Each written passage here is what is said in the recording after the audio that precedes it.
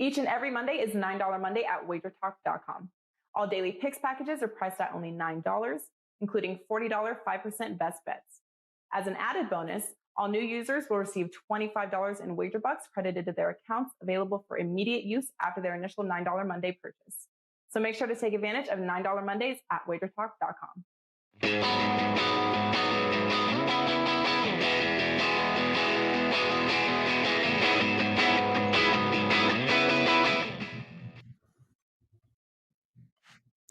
Tuesday, September 14th. I am Steve Merrill, WagerTalk.com, filling in for the Prez once again here on Tuesday. WagerTalk Today, WagerTalk TV, and I'm joined, of course, by my co-host, Rocksteady Teddy Covers, as always. And we've got a loaded show today on Tuesday, Teddy. Las Vegas Cris, the $2 capper, because it is $2 Tuesday at both WagerTalk.com and SportsMemo.com. We're going to have Las Vegas Cris, surprisingly from Las Vegas, on the show here in a few moments to talk NFL, one of his many specialties, and he dominates the NFL, one of the best cappers around when it comes to pro football year in and year out. Also, Carmine Bianco, WagerTalk.com, to talk some soccer, Champions League. Don't forget about the biggest sport in the world, Teddy, football, the other football, soccer. And then, of course, another guy from Vegas, Dave Sharapan, Sportsbook Consigliere, to talk about everything, basically, in the world of sports betting. And, of course, you've got a big game breakdown for Thursday night football. You hit Monday night football last night, and now you got Thursday night football in the big game breakdown. Before we get to all that, though, Teddy, let me throw it to you. What did you learn last night on Monday? I learned that the NFL is, once again, as I said, a crazy league. You could turn it on mid-fourth quarter. I told you, Teddy Covers. In fact, just turn it on in the overtime. Hell with the first four quarters. Let's just watch the extra session. I had the Ravens last night, 14-0 lead. If you told me Lamar Jackson was going to have 3 fumbles, I wouldn't even have thought they made it to overtime. Just the crazy NFL week one overall. Sure. So, I mean, last night's game, the question is overreact or underreact. You know, let's be real. Okay, Lamar Jackson stunk last night. All right, no ifs, ands, or buts. The stats look good on Lamar Jackson. If you watch the game, you know exactly what I'm talking about. There was, when Baltimore's up 14-0, they in the red zone, I don't know. Lamar Jackson missed, I think it was 7 straight passes, and many of them short dump-off passes, easy completions, and Lamar Jackson was just off. And then he put the ball on the turf 3 times. He lost 2 of them, and the game turned on that fourth quarter fumble. Again, they're up 17-10 in the fourth quarter with the ball. Game's going under. Ravens are going to cover. And then Lamar starts fumbling. Now, the Raiders' offensive line beat the Ravens' defensive line last night. And this is a Raiders' offensive line rebuilt in the offseason. We're all like, what's Oakland doing? And I know they had some issues at center early on. But by and large, Derek Carr had time to throw, and Lamar Jackson didn't. And that, in theory, wasn't supposed to be the way the game went down last night. The Ravens' pass defense, injury concerns. They had holes all over. The secondary got burned. And that was from the 14-0 lead. The Raiders moved the football. Real concerning signs for me for Baltimore. And I know they lost in overtime. They had a chance to win the game. You know, one more takeaway from last night is any of the mainstream, win percentage chances. Oh, they had a 98% chance to win. You know, those aren't bettable numbers. I'll just put it that way. And then Harbaugh making mistakes. You know, we think of Harbaugh as a coach that on the elite level. And if clock management issues, the kickoff when they went up 3 late into the end zone, which allowed the touchback, we were supposed to kick that ball to the 5-yard line and make the clock run. There were very concerning things to me about Baltimore's performance last night. Things that, are reflected in the difference between the look-ahead line on Kansas City against Baltimore for week 2 and the actual line that came out. Whoops, made an adjustment. The look-ahead line was 2.5. We saw 4s last night, 3.5 this morning on KC. But, of course, that's across the key number of 3. The betting market's making a clear statement. Baltimore may not be as good as we thought they were. What did you learn last night, Steve? Yeah, well, first, I'll do a little Prez take. He always likes to go off on tangents. This isn't a huge tangent, though, but I was thinking about this as I was watching the overtime and thinking about the show today as the guest host. And, when it looked like the Raiders went down and scored the winning touchdown with Baltimore never getting the ball, I like the newer version of the overtime. I like the 10 minutes. I like the fact that if you don't score, the first time the other team gets the ball, if you don't get a touchdown. But in the modern NFL, the pass-heavy, high offense NFL, I still think it's a little unfair that if a team gets a touchdown off that opening kickoff, that the other team doesn't get one shot. I just wanted to get your take on that. Obviously, it didn't turn out that way, but it looked like it was going to turn out that way. Sure. I mean, they changed it from the field goal, which is better. It is. And force you to put the biscuit in the basket. You got to get to the end zone. I mean, it is what it is. After one of the things we miss when you think about overtime rules is the fact that after 60 minutes of football, the players are exhausted. All right. So when you're talking about stretching out to 70 minutes of football, you're going to see more exhausted players, and therefore it's easier to score touchdowns in theory in overtime than it would be later in the game. But the fact that you have to put the biscuit in the basket, you have to get in the end zone. I mean, it is what it is. The NFL isn't going to have overtime like the NBA. I thought it was, I thought the rule change was good to shorten the OT and to make you score a touchdown instead of a field goal to win the game. It prevents that. All right, you get 2 first downs and kick a field goal and boom, ball game over. The other team has a chance. So I think the NFL has improved their overtime rules since I've been in Las Vegas. No, I agree. I think it's a better version. I think it wouldn't hurt for the other team to get the ball one time because they'd have to score a touchdown. It'd basically be 3 downs. The game might be over at that point. It just seems like it's worth it. We do not want games ending in ties. You talk about messing up things when you only have 16, 17 games. Man, those ties make the standings funky, to say the least. Hey, we don't have any baseball on the show today, Teddy, so I want to quickly point out the Giants clinched the playoffs last night, and you talked about preseason numbers, in the NFL and look-ahead lines. I think Fangraphs had the Giants' chance at 6% to make the MLB postseason when it began. We have all talked about when will the Giants fade. They took the lead in late April and never looked back, basically. I think the Dodgers maybe caught them a few weeks ago for a couple of days, but they're once again a few games ahead. They've won 8 straight, I believe. So just quick take on baseball, anything you've seen recently. Blue Jays have pulled ahead. That was a team we talked about run differential and how the Blue Jays had vastly overperformed, but the record didn't show it. Eventually they did catch up. And it looks like some of those teams are starting to play to their true potential. But are you a believer, big picture, in the Giants? I mean, they've yet to show me that they can't get it done. So I remember it had to be maybe opening day. Maybe it was even before opening day when we were doing the previews here on WagerTalk Today. We had Dave Koken on. And Koken's like, this Giants team way overachieved last year. And everything I'm seeing and reading about the Giants, this team has positive locker room chemistry. I think they may overachieve. And this is the time where they lined at like 78 wins or something. San Fran, they were lined in the 500 range. And Dave's like, I think this team may be overachieving. And they just put them on my radar early. That one comment from Koken. I like the team chemistry. I like the locker room. It certainly played out this year that way. What's the limit for San Fran? The sky's the limit for San Fran. And again, when you look at their starting pitching, the betting marketplace, in terms of what they overvalue versus what they undervalue, the betting marketplace focuses very intently on starting pitching. And San Fran doesn't have those ace, with the exception of Gaussman, they don't have the ace-level frontline starters that attract all the betting attention. So I think San Fran may well continue to be an undervalued commodity in the postseason. They were an undervalued commodity in 3 postseasons in the last decade where they were dogs all the way through. Wouldn't be surprised if that's the case again in 2021.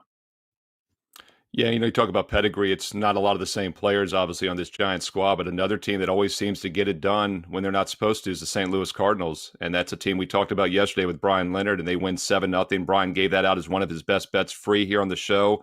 The Mets, I mentioned heading into that analysis, the 2 teams that seem to be heading in opposite directions, and they smoke them. Adam Wainwright, Teddy, becomes, and you and I are both over 40, so we appreciate these stats. Adam Wainwright becomes the first pitcher over 40 to go 6 innings without giving up a run since 1980, 41 years. And it was on the road. He's usually much better at home. So the Cardinals are a team that's making some noise, might sneak into the playoffs as well. And I did not see that coming. We just look at the overall future odds right now. I mean, do you see a sleeper pick? Obviously, I gave out the Brewers months ago, and my reasoning was that when you have Burns and Woodruff going 5 or 4 out of 5 of every 7 in any series, you're going to be live. And Peralta, if he can stay healthy. You talk about that pitching. The Giants have gotten it done. Who are you looking at? Just give me a quick AL, NL prediction maybe before we get to some football. Look, the Dodgers are the team to beat, okay? Very much the team to beat. And it'd be difficult for me to take a stand against the Dodgers. In the AL, it's much more open. you know, I could see anybody that's a playoff team in the AL making some noise in the postseason. I really can, including last year's champ, Tampa. Houston obviously is loaded. The White Sox are a team you don't want to sleep on. The Yankees are a team you don't want to sleep on. Then Toronto has shown, as they're playing great baseball and have the second best run differential in the AL right now, you're not taking that team lightly. So in the AL, in my mind, is much more wide open. In the NL, it's Dodgers and everybody else. Yeah, let's transfer over to some football. My closing thoughts on baseball is I like the Brewers a bit of a long shot. I do think the Dodgers are going to be the team to beat still. I haven't been big on them all season, but I think they will turn it on. Problem is they're going to have to get by the one-and-done wild card. But I'd like NL over MAL. If you could find that bet, NL over AL, if it's available as a prop somewhere. Hey, time for some football, though. It's Tuesday. I want to ask you about that. Why? Yeah. Because why do you like NL over AL? I like the Brewers, first of all, and I do think the Dodgers are the best team in baseball. So I'm getting my two preferred play-on teams. But the concern, of course, is that the Dodgers are maybe going to have to go through that one-and-done situation, which is always dicey. And like you said, the AL is loaded, but I don't think you can even start to try to predict which one of those 4 or 5 teams it might be. So I'm taking a shot with NL over AL. Nothing big, a sprinkle, just a little sprinkle for some baseball talk. What's the price on that now, I haven't seen it. That's why I said if you can find that prop. I'm trying to find it as we speak. I haven't seen that recently. I'm not even sure how many books have it. And if any viewers in the live chat see it, let us know. My whole thought process on not liking the NL over the AL is that if the Dodgers get beat in the NL, that's going to change those odds dramatically. Whereas anyone can get beat in the AL, and it's not going to change their odds dramatically. So betting the NL at any price, you're saying the Dodgers are coming out of the NL, and you want that bet, just bet the Dodgers come out of the NL. Or quickly on that, you might also want to wait until the divisional round is set. Dodgers make the divisional. If I can get the Brewers and the Dodgers in the divisional round of 4, I like that bet. So that might be the best way to play it, a wait-and-see approach on that one. And the matchups also, Milwaukee might end up playing LA, which also would be unfortunate for that bet. But hey, look, people want NFL talk. We've got our guy in Las Vegas Cris from the Las Vegas Strip, and he is the $2 capper at WagerTalk.com today on Tuesday. Chris, let's get right to it. Your thoughts on week 1 in the NFL. I know you dig deep into the NFL. What were your takeaways of week 1? I've always said that it's basically week 5A of the preseason, in my opinion. This year would be week 4A, which probably makes it even more random. You're going to see results that don't correlate to the rest of the season. Obviously, the Packers losing 38-3, although the Saints, the most wins the last 4 years, or the best record the last 4 years. So maybe that's not a huge fluke. But Jacksonville being a road favorite of more than a field goal, or are we going to look back a month from now and say, how did that happen against anybody? I mean, what was your takeaway of week 1? What was something maybe that's definitely not going to correlate a couple months from now? Well, it's great to be here, guys. And I woke up in the middle of the night, couldn't get back to sleep, and I ended up watching Teddy all night. Always have to catch that opening line show. And I caught an old episode of Vice. So it's Teddy all day today. As far as last week goes, you guys already touched on it. That Baltimore was really, really disappointing to me. I had made some comments elsewhere that I can't wait for that thoroughbred team to get out there and fire up all cylinders, so to speak. And boy, they were just off their game. So that was kind of concerning to me. And I fell for the banana in the tailpipe with Atlanta in my contest picks. So very disappointed there. I really expected more out of Atlanta. They just didn't show up at all. And their defense just looked even worse than what we expected, and we didn't expect very much. But the fact that they can't get their offense going and get their red zone going, that was supposed to change. Those were the two glaring things that stuck out to me from this past weekend. So it's funny that you bring up Atlanta, because I came in to week 1 saying, this is a 4-12 team from last year that looked awful in the preseason. I mean, awful in the preseason. And what I saw in week 1 was exactly what I saw in the preseason, exactly what I saw from them last year. What made you think that Atlanta was worthy of laying a price? And I know, Chris, you're someone who's had extraordinary success in contests, not just last year, but for many years. But talk about your success in the contest last year, and talk about what you saw in the preseason that made you think that Atlanta was bet on week 1, because that is a head scratcher to me.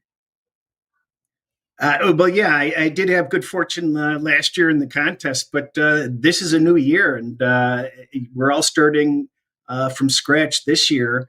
Just the reviewing and going through divisional previews and such, I wasn't very high on Atlanta initially, and it just seemed like they should get their offense going. It seemed like their red zone offense was what was really stopping them last year, and now you get a rejuvenated coaching staff that's offensively minded, and what do? I mean, it made no sense to me. And as far as preseason, the Lions and the Browns were 4-0 the years they went 0-16. So, how much can you read into preseason? You don't really know for sure what they're doing.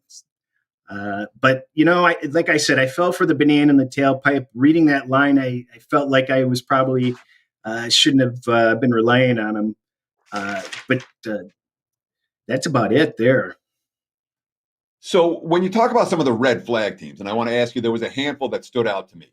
And I want to get your take real quick on, let's say, the Titans, the Colts, the Falcons, the Ravens, the Packers. Those 5 teams in particular. What we saw were all not anything close to what we expected to see from any of those teams.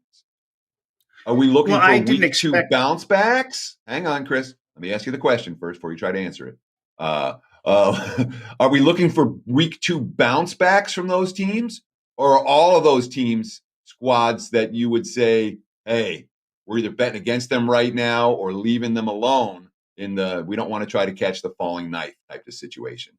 Give me your thoughts on the teams that really underachieved in week 1. Well, we all know the old saying of overreaction. And boy, I got to tell you, I'm fighting with myself to not overreact. It's really hard to get behind those teams that did so poorly last week. I think with Green Bay, I expected Green Bay not to go in and do very well this week. Aaron Rodgers has a different aura about him. He's found Buddha. He's got some sort of contentment. He doesn't have that edge he came with last year, trying to, rule the world. He was coming in with two rookies on the offensive line, playing in the hot humidity, and the Saints back against the wall. I fully expected that, but they just gave up. For some reason, they weren't down that much, and they just kind of gave up, which was kind of something to watch there. Tennessee, that was a little surprising, but I don't have that big of a high of an opinion of Tennessee anyway. I expected Tannehill to have regression. They had the new offensive coordinator, and his comments have been strange all along. They had an offense firing on all cylinders, and he made a point of saying, we're going to do it my way, and we're going to change things, and we're going to involve Henry more. And, all these things that didn't even make any sense. I mean, what are you going to run Henry into the ground? I think Tennessee will bounce back. They're not as bad as they looked last week. Atlanta, I can't get behind Atlanta right now. I can't get Philadelphia was very surprising, and they scare me a little bit. I wanted to bet San Francisco this week, and I just couldn't punch it in because that Philadelphia showed some real spunk. I'll be interested to see how they come to play this week. Las Vegas Cris, WagerTalk.com, $2 Tuesday, WagerTalk.com. And Chris, before we let you go, let us know what you've got for $2 Tuesday. And also, we didn't get a chance to touch on the MMA, mixed martial arts. I know you dominate that as well. You've toggled between number 1 and number 2 all time at WagerTalk.com and MMA as well. So you've got a $2 best bet, and you've also got some MMA. What else you got going at WagerTalk.com this week, Chris?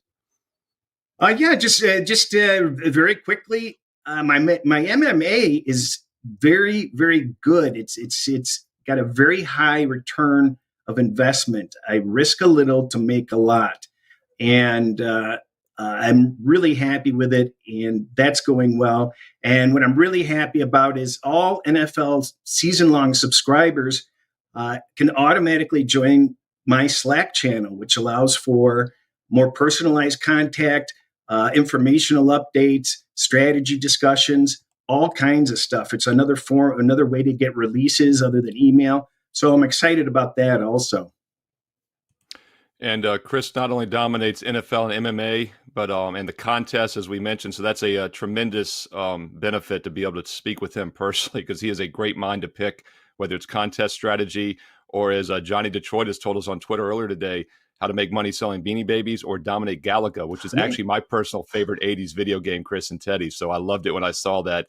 And Cris, that is my favorite of all time. But we got to pick your brain on that on a future episode, because we've got to run. Okay. Thank you for joining us. Las Vegas Cris, WagerTalk.com, $2 Tuesday. Today's Tuesday. You better go there now to save almost 90% on that strong best bet. 20-second break, and we'll be back with some Thursday night football talk, big game breakdown style. Teddy covers in about 20 seconds. Would you like to bet $20 and win $100 at BetMGM regardless of your wager's outcome and get $100 in free wager bucks? Just go to wt.buzz/MGM for more details and find out if you're eligible for this amazing offer.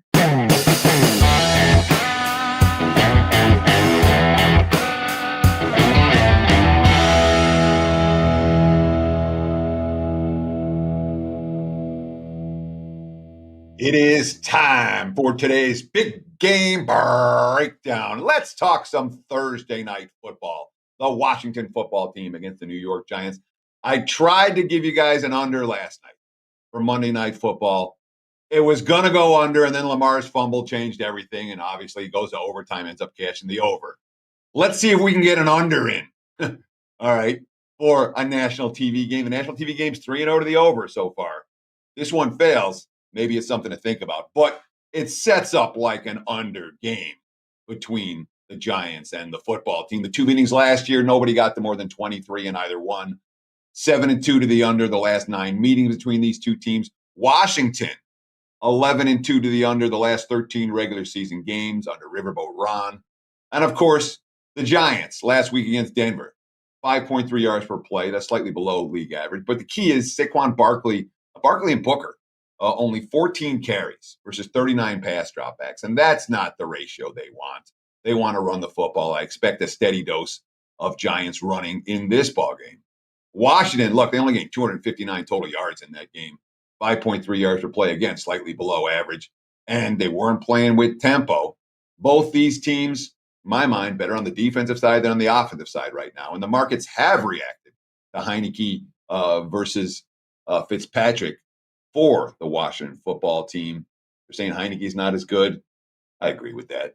Look for the under on Thursday Night Football, Giants and Washington. And there's your big game breakdown. Back to you, Mr. Merrill. Thank you, Teddy Covers. And that's Thursday Night Football, of course, NFC East divisional battle. And we're going to talk some more football here in a few minutes with Dave Sharapan live from the Las Vegas Strip. But before we do so, we want to quickly squeeze in some Champions League soccer, the biggest sport in the world, soccer. Teddy and I don't exactly dig too deep into it, so I'm going to throw it to our guest, Carmine Bianco, WagerTalk.com. Carm, welcome to the show. Hey, in a few minutes here, tell us what we need to know here. Give us some previews of a league match day 1 for champions. Absolutely. This is like Christmas morning in the Bianco residence, match day 1 of Champions League, kicking off today at 12:55. I think this is the first game. And we're looking to have another profitable year. Every year at WagerTalk doing Champions League and Europa League have been profitable, including last year came on the show and gave out Chelsea 16-1 to my clients and to the viewers, and they beat Man City in the final 1-0 to cash that ticket. So let's get into it. We have what? Malmo and Juventus, right? Am I even pronouncing that right? Yeah, no, Juventus. The J is silent. Juventus. They traveled to Sweden to take on Malmo, what normally might have looked like a certain win, but a slow start to the season and some injuries has you thinking otherwise. Where are we going with this one? Yeah, well, I think Juventus eventually get there, and you got the pronunciation right on the second go. So great to you, Teddy. Lawrence usually butchers it, so kudos to you. On the weekend, I gave out a Serie A game real quickly, and I gave out Napoli to beat Juventus because I knew the injuries before they were made public. And I said, take advantage of this line. A couple guys responded by calling me an idiot. It happens a lot. I might be one, but at the end of the day, Napoli got the money got the win at plus money. Juventus gets some players back for this journey, but they're a team trying to find their identity here. Cristiano Ronaldo left to go to Man United just after the season kicked off, and Juve just really haven't recovered. They're looking for an identity over their new and former coach, Massimo Allegri, and it's just not there yet. They can score, but what they do is with this high pressing attack that they have, they leave their back line open, and the defensive liabilities have been seen so far in the Italian Serie A league, where they have yet to win a game through 3 and have allowed goals in all of them. That's not a thing that this team normally does. This Malmo side is a team that they're a very physical team, so they're going to come to play. They're not going to be intimidated. They're not going to sit back. They're going to try and win this game, and they think this game is winnable. So while I think at the end of the day, Juventus get the job done based purely on quality of their side, there's going to be goals in this game, and the total is sitting at around 2.5 right now. So I think the play here is to take the over, as I think both teams find the back of the net. And Carm, I'm laughing because I threw Teddy under the bus there, making him do that first game because I had no clue how to pronounce it either. I do know how to pronounce this second game, though, and I actually have a jersey for Paris Saint-Germain. My friend from Paris gave me one a couple years ago, and I wish I'd realized we were talking this game sooner. I would have pulled it out of the closet. I've never used it. I've got the hat somewhere, too. It's not behind me, though. I need to get it on the hat rack here in the background. But they're a big favorite. Minus 450, I think. I'm sure you don't want to lay that kind of number. Is this a game where you look on the road to play them on the handicap instead? And the total is 3.25. So if you get a few goals there, that probably makes it more likely they can cover the margin. Yeah, and I think we'll likely see that. This Group A is such a tough group in the sense of you have the 2 tournament favorites. PSG and Manchester City are the 2 favorites heading into this tournament. And then you've got a very tough team from the Bundesliga in Red Bull Leipzig. So unfortunately, it falls on Club Brugge. This Belgium side is likely going to finish 4th place in this group because I don't see them getting a lot of points out of this. But you look at PSG, they're a fantastic team. They're off to a great start, 16-5 goal differential in their first 4 games in league play, winning all 4. And a team that was stacked already with Mbappe and Neymar and a great midfield just got even better in the offseason. Sergio Ramos, defender from Real Madrid, made his way over.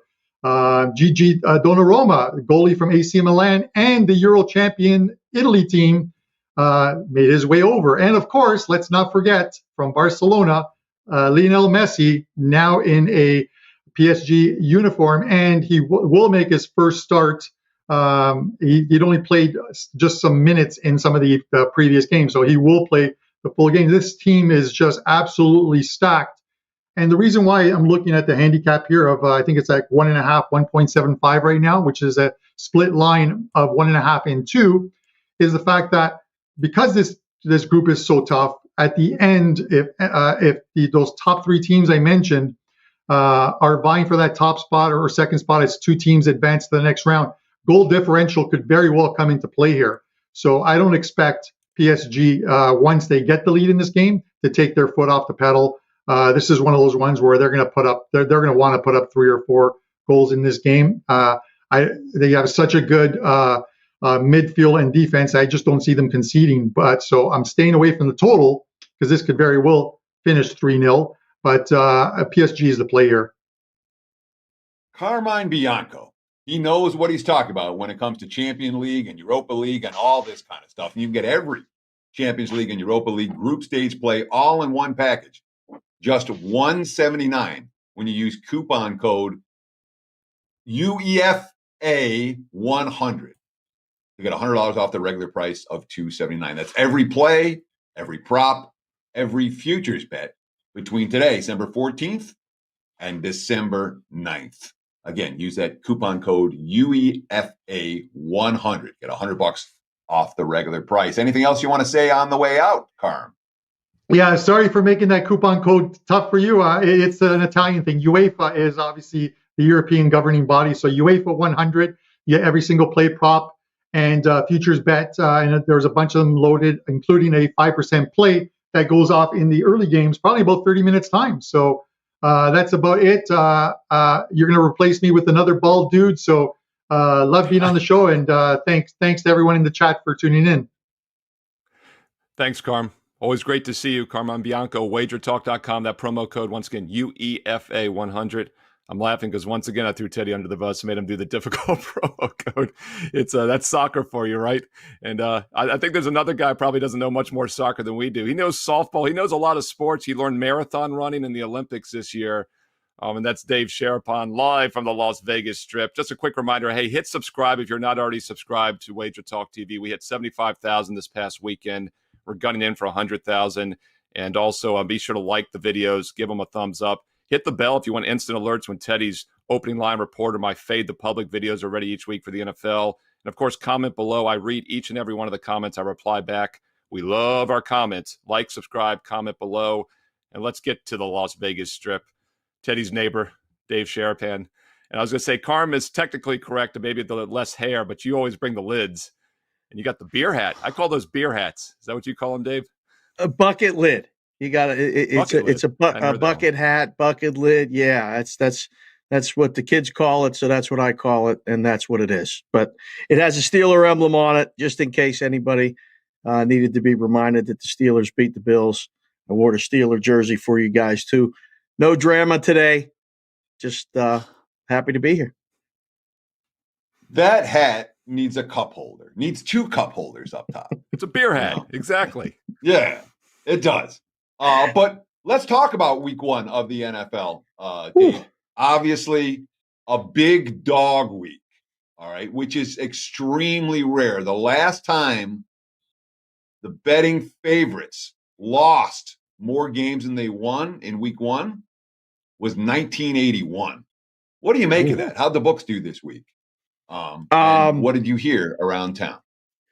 The guys in the books are planning their Caribbean vacations already in February based on this week. I mean, this was like this may have been the best week 1 that I can remember in the last 25 years. It was a monster. Teasers didn't win. Best week 1 for the house. Let's make that clear. Yeah. Oh yeah. The best week 1 for the books. Yeah, it was with the Rams winning easily too. Can you imagine if the Rams hadn't won? Yeah. Oh, if the Rams hadn't won, it would have been almost a clean sweep. Yeah, it was crazy. I mean, the numbers were up for a long time, and usually that means that the bettors get the best of the books, at least in week 1. Usually been the case, but not this week, Teddy. It was a big week for the books. 16 games, 10 unders, 6 overs. When there's more unders, it helps too. So, yeah, I made of it again. Nobody knows Squadouche. It's the NFL is the hardest market to beat. It is really, really tough, and this is evidence of it. So, I think I don't think you're. I mean, and it's crazy because when you look at week 2, there's already big favorites. Like there's already big favorites on the board, and again, I don't know if the closer teams are closer. Like everything, but the bad teams are really bad. There's no question. I just don't know if the good teams are really good. I think it's a lot closer for the top 20 teams and stuff as far as point spreads. It's tough.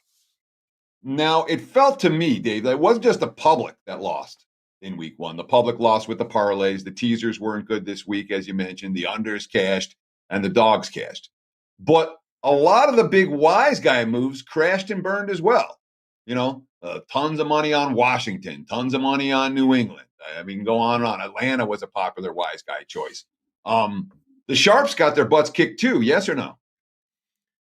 Teddy, little secret again. The Sharps get their butts kicked all the time. They don't win like they used to anymore. It's not, there's that sharp money is a fallacy. I've been saying it in risk groups for years.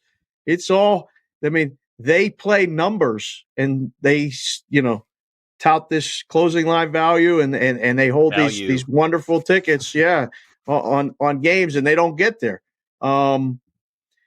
It is hard. It's hard for everybody. So everybody lost. I mean, you lay 110 and you take good numbers, and they don't get there. Teams turn the ball over. I've been telling you this for years. If we could come up with something that can handicap turnovers, we'll all be able to retire. We'll all absolutely be able to retire. Yep. Yeah, I've said that, Dave, also, especially fumbles, which I've seen research that says fumbles in the NFL are 90% random.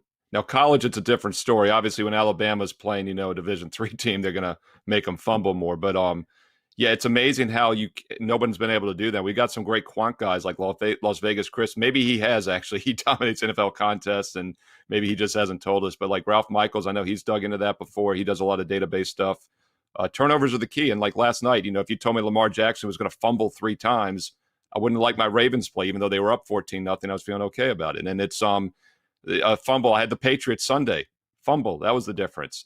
I had the over in that Arizona game, which Teddy mentioned in the Bad Beats segment. All I needed was a field goal for the last quarter and a half. So, I mean, I went 1-3 basically on Sunday in that situation, and it's like easily could have been 3-1. So, yeah, you talk about value and long term.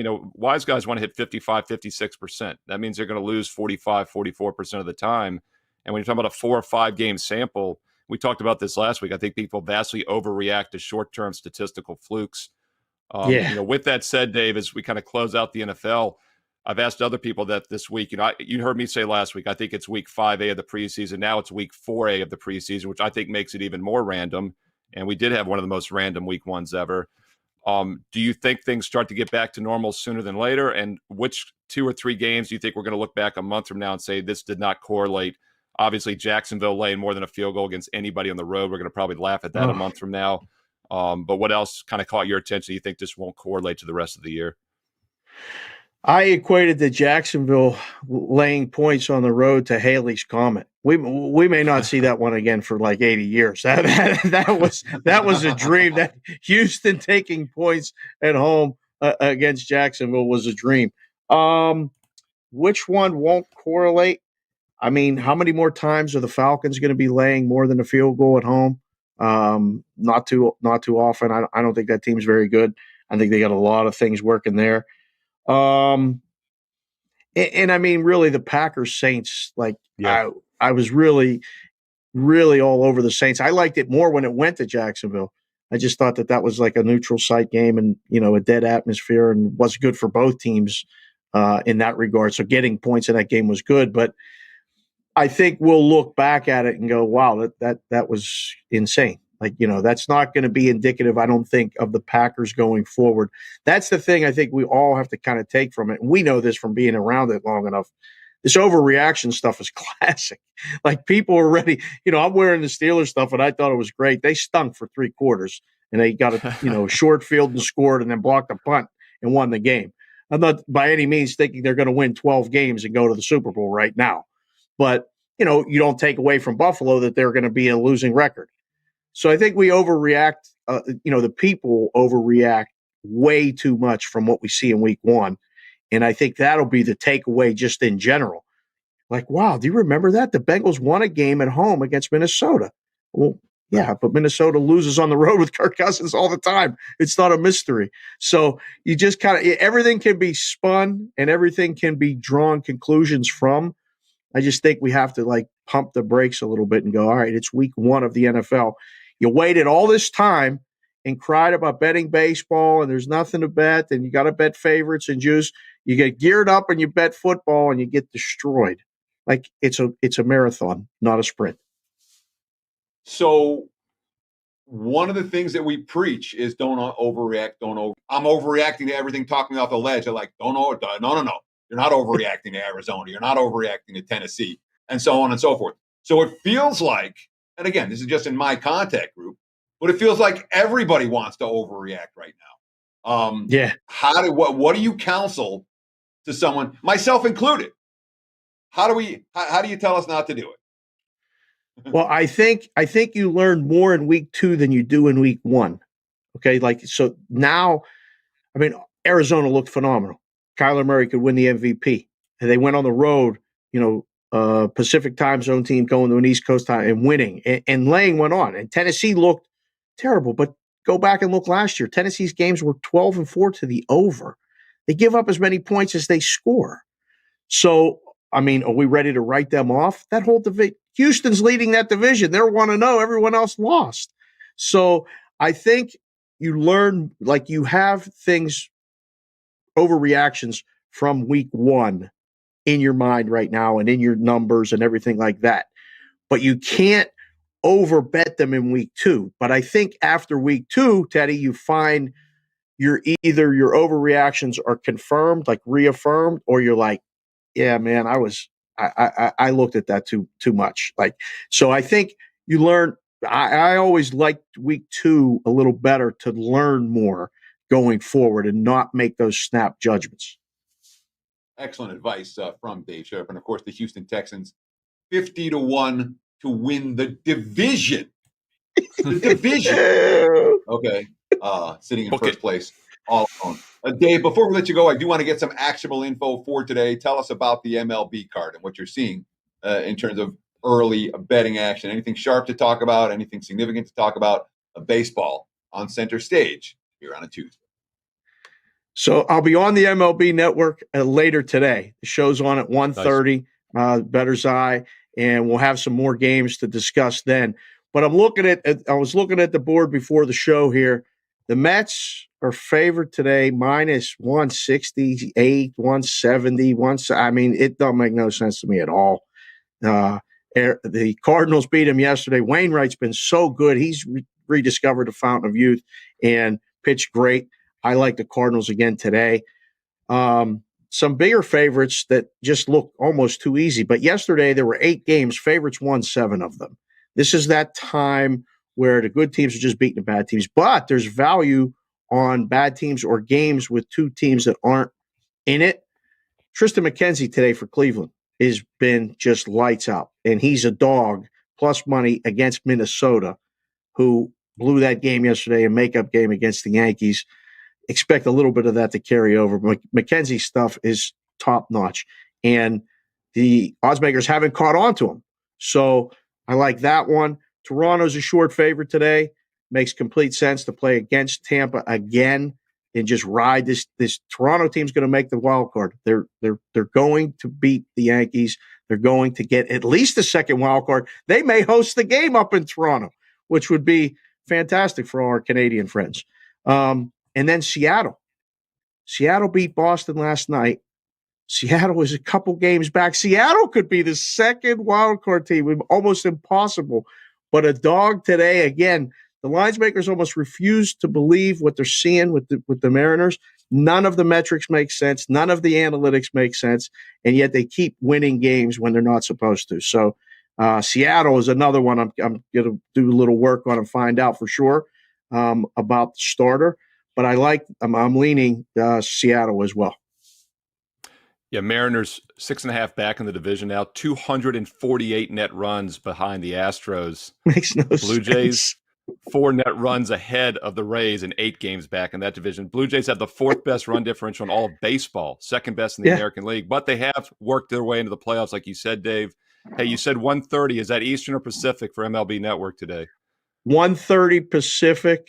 4:30 Eastern. I was thinking I can catch it. Okay, so 4:30 Eastern. 4:30 Eastern, 1:30 Pacific. I forget that all the time. I mean, with the time and we got a lot of West, viewers. We're worldwide, my man. At least worldwide in North America. And then, of course, you're on nightly from about the 7 to 10 range, normally Eastern, 4 to 7 Pacific on Sports Grid Radio, Sports Grid TV. That's channel 204, Sirius XM. And I hopefully will be joining you guys again this Friday evening around 7:30 Eastern for the Shady Bunch. And if you haven't seen the Shady Bunch, that's when we go quad screen with Cam Stewart, Gabe Morency. And you know it's bad when Dave and I are the least shady of the 4. So the Shady Bunch on Fridays. But Dave, what else you got going on, man? It's crazy. Yeah, we call that the quad box, and then he called it the Shady Bunch when you got Morency leading the charge around. And he's definitely not Mr. Brady of all the people, but he's Sam the Butcher. Peter. Yeah, there we go. Maybe he's that. Yeah, but no. Yeah, 7 to 10 p.m. Eastern, 4 to 7 Pacific on there. Cash Considerations Podcast, Sports BK Consig on Twitter. And I just got a text this morning that hockey training camp start in 10 days. I cannot believe what we're going with all this stuff. By the way, Penn State plays at home against Auburn, -6 at home, game day. Big game coming up this weekend. I was going to wear the Penn State stuff, but I've had to revel in the Steelers' victory for another day. He'll wear the Penn State stuff next Tuesday if they hold on as a favorite as they should. I see how you're doing it. It's a good strategy. Yeah, it's not bad. Dave I actually Sharapan. like Auburn plus the points, guys. It feels like it's a little bit too much, but you talk about overreaction. Penn State at home in that whiteout, they add like 2 points to what it should be. I think, but we'll keep an eye on it all week. Yeah, I'll be treating my clients and myself nice in week 1 when they won by, what was it, 50? We laid the 30-some there, and SEC dog always nervous. Hey, we'll talk some FCS football this Friday, Dave, so bone up on that. Morency always likes to talk FCS with us. Can't wait for that. See you MLB guys. Network tonight. Thanks, Dave. MLB Network, 4:30 Eastern, 1:30 Pacific tonight on Tuesday. This afternoon on Tuesday, Dave Sharapan breaking it down Vegas style, and then, of course, Sirius XM Channel 204 and Sports Grid TV on a nightly basis. You also catch myself and Teddy occasionally on that network. And Teddy, of course, has his Saturday morning show, 8 a.m. Eastern, replayed at midnight Eastern on Saturdays, Sirius XM Channel 204. Get on the grid, Teddy covers. Hey, great show. I'll throw it to you thank you for allowing me to guest host the last 2 days. I believe Prez will be back tomorrow. And hey, take us out, Teddy. I know you're a busy man. Sure. Prez supposed to be back tomorrow. I'll be doing Hakeem's Spotify show, Ski Profit Spotify show at the top of the hour, 10 o'clock. That should be a lot of fun. I give you the details, but I don't know them. So if you watch the show. Neither does ski, so don't feel bad. Yeah, it's ski, man. It's going to be good. I'm looking forward to that. It'll be more casual, I hope, than this. So it won't be all formalized. But that's going to wrap it for the Tuesday edition of Wager Talk Today. I want to thank you so much for taking time out of your busy day to hang out with Steve and I. You have the time and the inclination. Please give us a like, give us a follow, ding that button up in the upper right-hand corner. We're in growth mode, and if you like the show, the best way to help, tell your friends about it and to help us grow. We'll do it again tomorrow, same time, same channel, 9 a.m. here on the left coast, noon for you back east. Between now and then, enjoy the games and good luck.